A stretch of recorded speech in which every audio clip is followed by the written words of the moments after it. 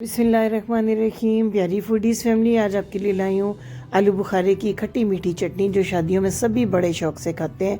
घरों में कम बनाई जाती है क्योंकि इसकी खटास और मिठास जो है उसको बैलेंस अक्सर लोग नहीं कर पाते, और घर में वो शादियों वाली चटनी है उसका मज़ा नहीं मिलता। तो आज कंप्लीट मेजरमेंट्स के साथ आपके लिए ये रेसिपी लेके आई हूँ। अगर आप मेजरमेंट्स का और जो छोटे छोटे पॉइंट्स के कुकिंग में उनका ख्याल रखेंगे तो यकीन जानिए बिल्कुल शादी हाल जैसी इतनी ज़बरदस्त रेसिपी और इतने कम बजट में बनेगी कि आपको मज़ा आ जाएगा।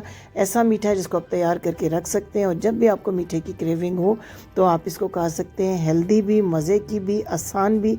लेकिन पूरी इस मुख्तसर सी वीडियो को गौर से देखिएगा। एक पाव मैंने आलू बुखारे लिए हैं, और आलू बुखारे लेते हुए आपने ये देखना है कि ज़रा जो फ्रेश और साफ़ सुथरे आलू बुखारे हैं वो अपने लेने हैं, क्योंकि जो काले हुए होते हैं ना उनका टेस्ट बिल्कुल अच्छा नहीं आता जितनी भी आप मेहनत कर लें।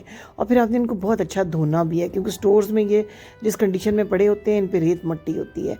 साथ में मैं ये ले रही हूँ 4 मगज़, मेलन सीड्स जो होते हैं। तो इनको भी आपने सफाई ज़रूर करनी है। इनको अच्छा सा ना खुले पानी में धो लेना है। आपने इनको ना छलनी में डाल के धो लेना है अच्छे तरीके से, ताकि मट्टी और रेत इसमें से निकल जाए। इसी तरह गर्म पानी में भिगो के ये बादाम रखे, इनके छिलके उतार के बीच से मैंने इनको 2-2 टुकड़े कर लिए, दरमियान से काट के 2 टुकड़े कर लिए। ये 3 चीज़ें मसाले बाकी आपको साथ साथ प्रोसेस में बताती जाऊँगी। पैन में डाल दिए सबसे पहले ये 1 पाव या 250 ग्राम आलू बुखारे धुले हुए। इसमें पूरे 2 कप चाय वाले जो आम कप हैं पानी के डालने हैं, और फ्लेम ऑन कर दें। जो इसमें बॉयल आएगा तो फिर हमने इसको कवर करके पकाना है।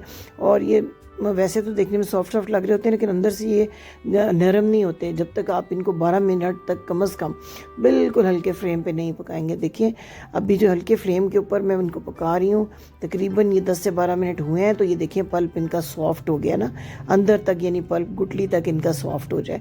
अब जी पूरा 1 कप भर के मैंने चीनी का डाला है। अगर आपकी चीनी में मिठास कम है तो फिर आप 1 कप से थोड़ी सी ज़्यादा यानी 1.25 कप भी डाल सकते हैं। डिपेंड करता है कि आपका मीठे का टेस्ट कैसा है। 1 पाव में आमतौर पे 1 कप जो आम चाय वाला है वो भर के चीनी का डाल दें। 5 मिनट तक कुक करें। जब इस तरह शीरा पक जाए फिर अपने 1/4 टीस्पून नमक, 1/4 टीस्पून ज़ीरा पाउडर, 1/4 टीस्पून यानी 1/4 चम्मच काली मिर्च का पाउडर, 1/4 चम्मच आपने डालना है सुरख मिर्च का पाउडर।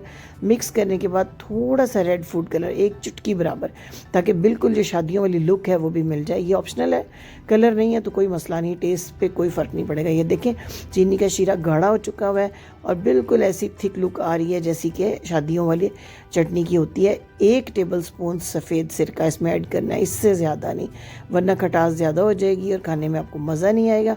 ये देखें ड्रिप करके भी मैं आपको दिखा रही हूँ किस तरह की कंसिस्टेंसी इसकी होनी चाहिए। जब इस तरह की गाढ़ी कंसिस्टेंसी हो जाए तो ये धुले हुए 4 मगज़ जो हैं ये ऐड कर दें, 2 टेबलस्पून इसमें, और 12-13 बादाम जो मैंने इस तरह से काटे हुए थे ये आपने डाल दिए। और अब सिर्फ 1 मिनट और पकाएंगे और इसके बाद इसका फ्लेम ऑफ कर देंगे। ये ठंडी होने के बाद भी काफ़ी गाढ़ी होती है, इसलिए आपने बहुत थिक नहीं इसको होने देना।